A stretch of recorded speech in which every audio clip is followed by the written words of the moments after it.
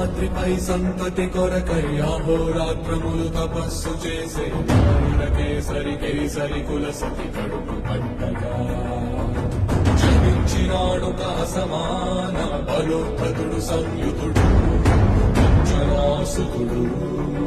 పవననందనుడు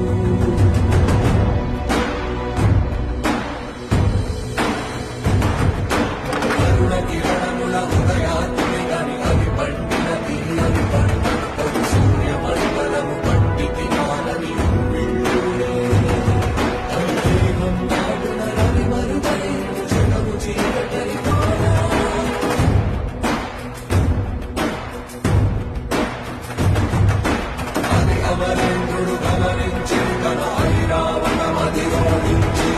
ఆంజనేయుని సమీపించి తన వజ్రాయుధము విసరగా పవననందనుని హనుముని తాకా చిందిన రక్త బిందువే విద్యుద్వేగంతో ధరణి స్థలి వందక